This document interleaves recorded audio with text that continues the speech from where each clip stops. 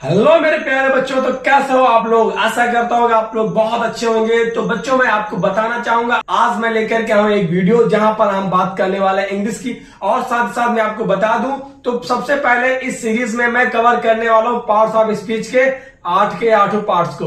Okay बच्चों, तो चलिए समझते हैं पार्ट्स ऑफ स्पीच होता क्या है। तो बच्चों, मैं आपको बता दूं पार्ट्स ऑफ स्पीच बेसिकली क्या होता है। जिसे वर्ड होते हैं, हम लोग जो शब्द पढ़ रहे होते हैं, जो हम लोग मैं बोल रहा हूं, इसमें कई सारे शब्दों का मेल हो रहा है। तो हर एक शब्द का अलग अलग मतलब है, हर एक शब्द अलग अलग जगह से आ रहे हैं। तो ये सभी शब्द किस रूप से आते हैं, कहां कहां से ये शब्द है, किस शब्द को किस कैटेगरी में डिवाइड किया जाता है, ये सभी जानना हमारे लिए बेहद ही आवश्यक है। तो चलिए सबसे पहले मैं बात करने वाला हूं पार्ट्स ऑफ स्पीच की, है कि नहीं। तो पार्ट्स ऑफ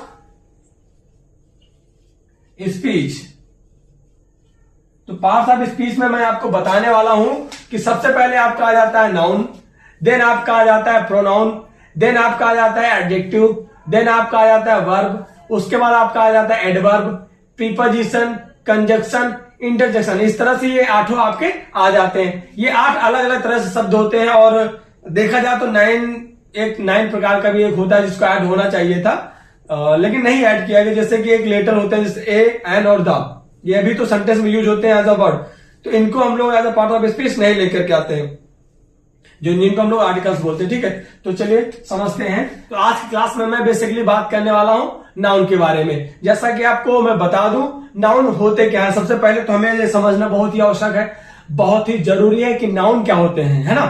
तो नाउन बेसिकली कुछ और नहीं है। नाउन जैसे मैं यहाँ पे पढ़ा रहा हूं, तो मेरा एक व्यवसाय है टीचिंग यानी अध्यापन का, यानी मैं अध्यापक हुआ। आप पढ़ रहे हो, आप विद्यार्थी हो यानी स्टूडेंट हुए, है ना। और ये मार्कर है। तो हर एक वस्तु जो आपको दिख रही है या जो भी आपको नहीं दिख रही है, हर व्यक्ति, हर जगह जो भी है, उसका जो भी नाम हो, है ना, उसका जो भी नाम हो, हम लोग उसे क्या बोलेंगे, नाउन बोलेंगे। जैसे ये एक वस्तु है मेरे पास जिसका नाम है मार्कर, यानी मार्कर क्या हो गया, नाउन हो गया। और देन फिर मेरे पास ये एक वस्तु आ जाती है जो कि इसके ऊपर की कैप है, जिसका नाम क्या है, कैप, ये नाउन हुआ। और मैंने पहन रखा है एक कपड़ा जिसको कहते हैं टी शर्ट, तो टी शर्ट क्या हुआ, एक नाउन हुआ, है ना। मेरे बाल, नाक, यानी हर एक चीज जो आपको देखिए सबका कुछ ना कुछ नाम होगा, तो यही नाम को हम लोग नाउन कहेंगे। इंग्लिश में सही शब्दों में हम लोग बात करें तो noun is the name of any person, place, animal, things. जो भी चीजें आपको दिख रही हैं वो सभी क्या हो जाती हैं, नाउन हो जाती हैं। अब इसी को हम लोग थोड़ा सा आगे बढ़ाएंगे और समझते हैं कि नाउन के भी प्रकार होते हैं। जी हाँ बच्चों, नाउन के भी प्रकार होते हैं। जी हाँ, तो नाउन के प्रकार कौन कौन से होते हैं। तो सबसे पहले आपका आ जाता है proper noun, common noun, collective noun, material noun, और देन उसके बाद आपका आ जाता है अब्स्ट्रैक्ट नाउन। देखते हैं प्रॉपर नाउन क्या होते हैं, इस पर हम लोग डीप स्टडी करने वाले हैं। जी हाँ मेरे प्यारे बच्चों, परेशान होने की जरूरत नहीं है, आप बहुत सही जगह पे आए हुए हैं। यहाँ पर आपको पूरा का पूरा फुल एक्सप्लेनेशन विद डिटेल में, यानी अच्छे से आपको डिटेल में आपको समझाया जाएगा कि प्रॉपर नाउन या फिर कॉमन नाउन जो भी है वो क्या होते हैं। तो चलिए सबसे पहले मैं बात करता हूं प्रॉपर नाउन की, है ना। लिख के चलते हैं, थोड़ा सा आपको भी समझने में सुनने में आसानी लगेगी और अच्छा लगेगा। तो सबसे पहले हम लोग बात करते हैं प्रॉपर नाउन की। प्रॉपर नाउन बेसिकली वे नाउन्स होते हैं, यानी आप ये कह दीजिए उन चीजों के नाम होते हैं जिनसे आप क्लियरिफाई कर सकोगे कि मैं किसकी बात कर रहा हूं। जैसे अगर जो मैं किसी का नाम ले लूं, जैसे मोहित, सूरज, रीता, सीता, रीमा, किसी का भी मैं अगर जो नाम ले रहा हूं, तो ये पर्टिकुलर किसी पर्सन के नाम है। जैसे नरेंद्र मोदी, सीएम योगी, राहुल गांधी, आप किसी का भी नाम ले लीजिए, ये क्या है, पर्टिकुलर किसी के नाम है। वहीं पर मैं जगह की अगर बात करूं, जैसे लखनऊ, दिल्ली, इंडिया, मुंबई, इवन आपका अगर जो गांव, जिस गांव से आप हो, जिस कस्बे से आप हो, उसका भी नाम, क्योंकि वो भी तो एक आइडेंटिटी है। वो भी तो आप अगर जो लोकल में बात करते होंगे, आप अपने गांव को नाम लेते होंगे, गांव का नाम लेते होंगे, तो लोग पहचान जाते होंगे ना आप किस गांव से हैं। तो आप बस इतना समझिए कि जगह का नाम होना चाहिए। जैसे किताबों का नाम रामायण, बाइबल, महाभारत, या फिर गबन, गोदान, या कोई और लेखकों की आप किताब ले लीजिए, ये सभी नाम जो है ये प्रॉपर नाउन के अंतर्गत आ जाते हैं। क्यों, क्योंकि ये स्पेसिफिक नाम है किसी ना किसी इंडिविजुअलिटी के, चाहे वो पर्सन हो, चाहे वो ऑब्जेक्ट हो, चाहे वो एनिमल हो, चाहे जो भी हो, उसके स्पेसिफिक नाम दे दिए गए हैं। दैट इज वाई नाउन की जो प्रॉपर नाउन की जो डिफिनेशन होती है वो होती है a proper noun is the name of particular person, place और थिंग, यानी स्पेसिफिकली एक पर्टिकुलर पर्सन का, प्लेस का या थिंग का नाम। नेक्स्ट आ जाता है मेरे बच्चों कॉमन नाउन। कॉमन नाउन क्या होता है? तो बेसिकली कॉमन नाउन क्या होता है? कॉमन नेम होता है ना, जो चीजें कॉमन हो, जैसे ये मार्कर है ना, सबको पता है, आपको भी पता है, मुझे भी पता है, और ऐसा जिसके पास भी होगा उनको आप मार्कर ही कह रहे होगे। मैं पढ़ा रहा हूं इस तरह से, जितने भी लोग पढ़ा रहे हैं उनको आप टीचर ही कहोगे। आप पढ़ रहे हो इस तरह से, बहुत से बच्चे पढ़ रहे हैं, तो जो भी पढ़ रहे हैं उनको हम स्टूडेंट कहेंगे। यानी एक तरह के समुदाय के किसी भी व्यक्ति को जो नाम दिया जा सके, किसी भी वस्तु को जो नाम दिया जा सके, उसको कॉमन नाउन कहते हैं, है ना। क्योंकि जैसे इस तरह की जितनी भी चीज मार्कर रखे होंगे, इस तरह के जितने भी ऑब्जेक्ट रखे होंगे, उनमें से किसी भी आपको आप उठा लोगे और उससे आप मार्कर बोल दोगे, चाहे जितने रखे हो, 1000 हो, 100 हो, 150, कितने भी हो, आपको कुछ सोचने की जरूरत नहीं है। मेरे जैसे न जाने कितने लोग आपको पढ़ाने वाले रोज होंगे, तो बिना कुछ सोचे समझे, चाहे मैं आपके सामने हूं, चाहे और कोई हो आपके सामने, आप तुरंत टीचर बोल दोगे, ये टीचर है। क्योंकि काम हम लोगों का वैसा ही है, काम है वो, है ना। तो वो गुण सब में है, तो ऐसे लोगों को वो कॉमन नेम आ जाते हैं। जैसे गाय, मेरे यहाँ गाय है, मैं भी उसको गाय ही बोलूंगा। आपके यहाँ है वैसा जानवर, तो आप भी उसको गाय बोलोगे। किसी दूसरे के यहाँ है तो आप भी उसको गाय ही बोलोगे।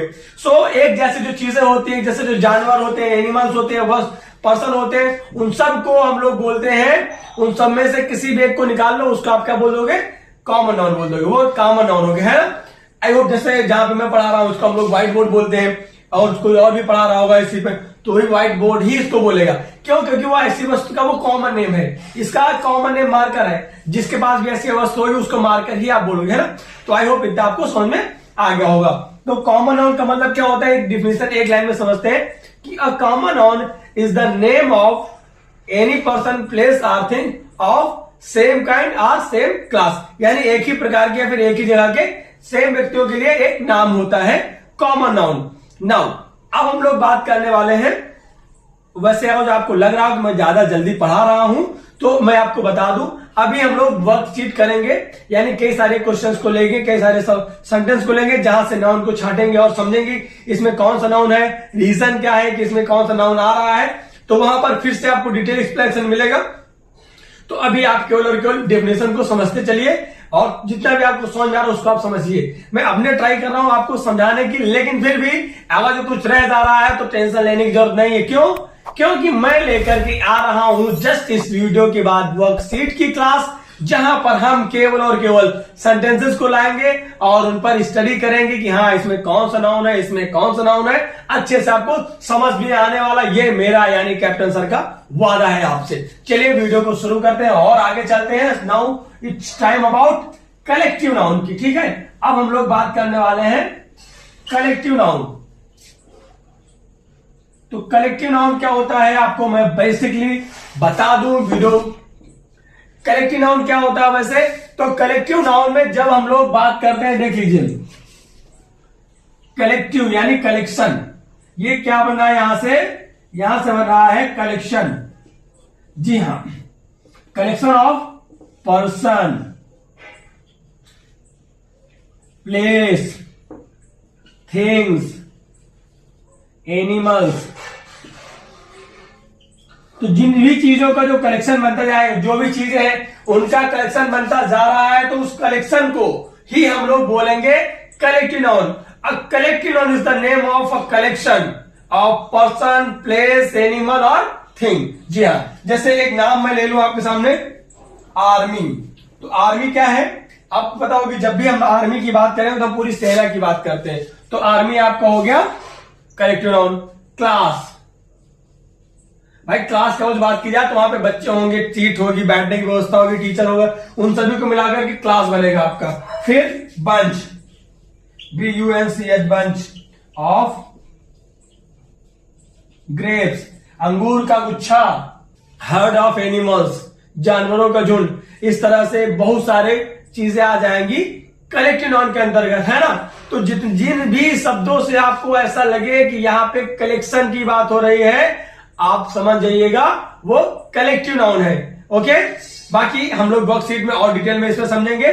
कलेक्टिव नाउन के कुछ एग्जांपल्स मैं आपको और बता दूंगा, कम से कम 30-40 एग्जांपल मैं आपको बता दूंगा। तो स्पेसिफिकली वर्कशीट वाले वीडियो में मैं उनको बताऊंगा। तो बच्चों आप बात आती है मटेरियल नाउन की। मटेरियल नाउन क्या होते हैं? तो मटेरियल नाउन समझने से पहले मैं आपको बताना चाहूंगा कि जो मटेरियल्स होते हैं, है ना, एक बार लिख लेते हैं थोड़ा सा।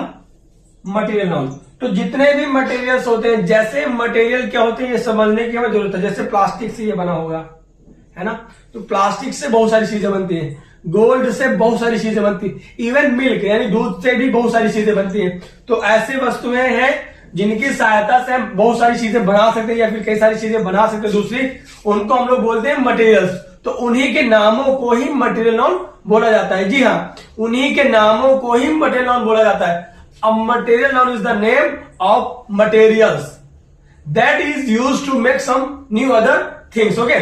तो जिनका काम होता है कुछ नई चीजों को बनाना, उन्हीं को हम लोग मटेरियल्स बोलते हैं और उन्हीं के नाम को हम लोग मटेरियल नाउन बोलते हैं। जैसे दूध आपको पता ही होगा, है ना।